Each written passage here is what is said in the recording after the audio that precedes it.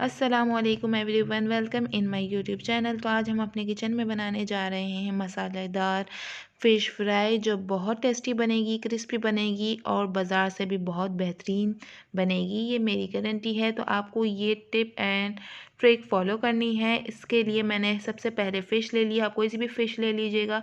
मैंने रोहू फ़िश ली है 1 केजी। इसके बड़े बड़े पीसेस करवा लिए थे, छोटे पीसेस नहीं, क्योंकि फ़िश फ्राई जो होती है उसके लिए बड़े बड़े पीसेस ही अच्छे लगते हैं। तो मैंने इसको अच्छे तरीके से वॉश करके इसको 3-4 दिन के लिए मैंने फ्रीज़र कर दिया था, वॉश करके, ताकि अच्छे तरीके से जो फ्रेश होती है ना वो अच्छे तरीके से वॉश हो जाती है। जो इसकी गंदगी वगैरह होती है हम निकाल लेते हैं। अच्छा, 3-4 दिन मैंने इसलिए फ्रिज में रखी थी क्योंकि जब हम फ्रीज़र में रखते हैं इसके बाद पकाते हैं तो वो ज़्यादा बेहतर होती है। फ्रेश पकाने से ये हो जाता है कि आपकी जो फ़िश है ना वो बहुत सॉफ्ट होती है और वो चिपकती है, क्रिस्पी वैसी नहीं बन पाती। उसका जो बैटर होता है वो लगना स्टार्ट हो जाता है। तो हमेशा फ्रीज़र में रख के इसके बाद ही आप लोग पकाया करें। इसके बाद मैंने एक पैन ले लिया था। एक पैन में मैंने ये 3 मसाले जो हैं वो रोस्ट कर लिए थे। इसमें 1 चम्मच जो है साबुत धनिया है, 1 चम्मच ज़ीरा था और आधा चम्मच है क्या था, अजवाइन। हाँ, हाफ़ टेबल स्पून अजवाइन था। इसको रोस्ट कर लिया था अच्छे तरीके से। इसके बाद जलाना नहीं है, हल्का सा इसको इसकी जब खुशबू आना स्टार्ट हो जाएगी हम फ्लेम ऑफ कर देंगे। 1 मिनट के लिए सिर्फ पकाया था, इसको रोस्ट किया था, सॉरी। इसके बाद मैंने इमामदस्ते में कूट लिया था। इसको बिल्कुल पाउडर फॉर्म में नहीं करना है, जैसे दरदरा पीसना है, ठीक है। मैंने बड़ा बाउल ले लिया था क्योंकि मिक्सिंग के लिए मुझे इशू होता, वो मुझे बॉल जो था वो छोटा लग रहा था। मैंने ये मसाला जो मैंने इमामदस्ते में पीसा था, जो 3 चीज़ें मैंने रोस्ट की थी वो मैंने कूट के डाल दिया था। 1 से 1.5 चम्मच मैंने पिसा हुआ लहसुन अदरक डाल दिया। 1 चम्मच मैंने कुटी हुई लाल मिर्चें डाल दी। कम ज़्यादा आप लोग अपने फ्लेवर के लिहाज से कर सकते हैं। हाफ़ टेबल स्पून मैंने डाल दिया था पिसी हुई काली मिर्च का पाउडर। 1 चम्मच मैंने नमक डाल दिया था। आप अपने टेस्ट के हिसाब से ये भी डालेंगे। 1 चम्मच मैंने सोया सॉस डाला था और 1 चम्मच मैंने चिली सॉस डाला था। जो पहले डाला था वो चिली सॉस था और ये सोया सॉस है।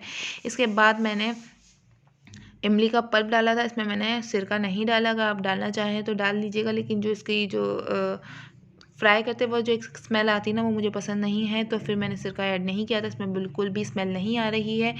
2 से 3 चम्मच मैंने डाल दिए थे इमली का पल्प। अच्छा, इमली का जो पल्प हम जब डिज़ोल्व पानी में करते हैं तो उसके अंदर याद रखिएगा ज़्यादा पानी डाल के नहीं डिज़ोल्व करना है, क्योंकि वो बहुत वाटर फॉर्म में हो जाएगा।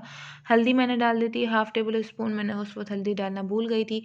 हल्दी डाल के मैंने अगेन मिक्स कर लूँगी। अगेन मिक्स करके मैंने फ्रिज में रख दिया था। जो नीचे वाला जो फ्रिज का जो पोर्शन होता है वो मैंने 6 से 7 घंटे रख दिया था। आप 10-12 घंटे 2 दिन के लिए भी आप लोग इजीली रख सकते हैं।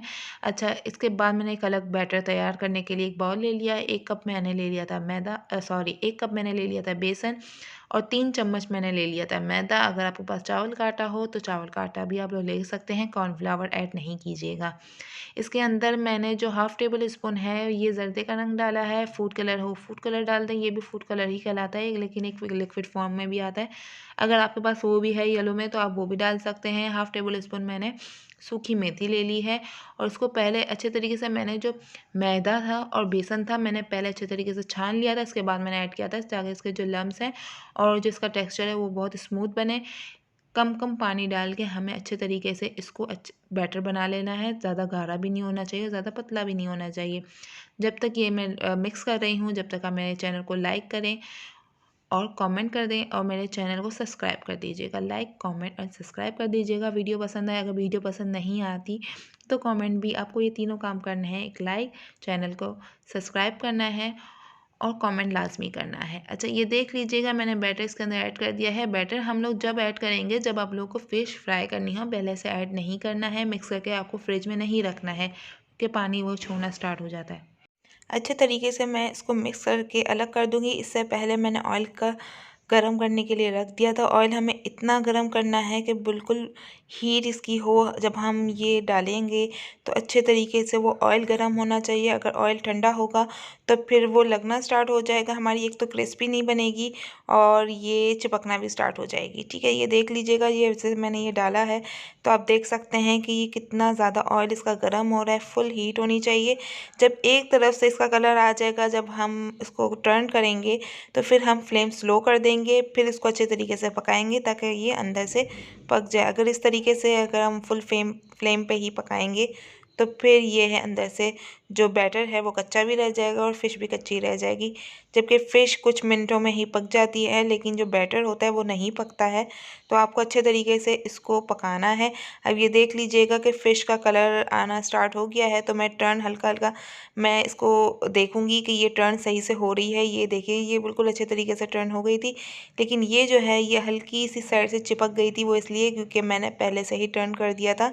और फर्स्ट टाइम जब हम फ्राई करते हैं तो कभी कभार ऐसा होता है कि वो नहीं आता कलर जो सेकंड टाइम में आता है। मैंने ये दूसरी भी मैंने डाल दिया था जो मेरे पास फ़िश थी, इसके बाद मैंने सर्व कर दिया था। ये देख लीजिएगा कि कितना खूबसूरत कलर आया है। तो कमेंट सेक्शन में आपको ज़रूर बताना है कि आपको ये रेसिपी कैसी लगी। मेरे चैनल को लाइक एंड सब्सक्राइब ज़रूर कर दीजिएगा।